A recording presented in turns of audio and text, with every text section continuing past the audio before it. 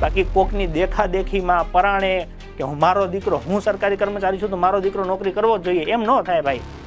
તમે એને સમજાવો.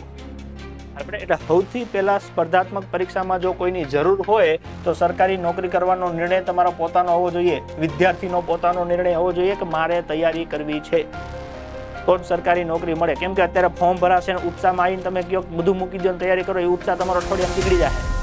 એવા માઇક આંગળા વેળા ન કરાય. ઈચ્છા હોવી જોઈએ તમારી પોતાની.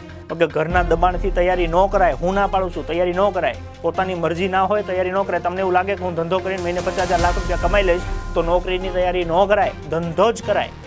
પણ જીવનમાં એમ થાય કે સરકારી નોકરી સિવાય મારાથી કાંઈ થાય એવું નથી, ઓકે, તો જ તૈયારી કરાય.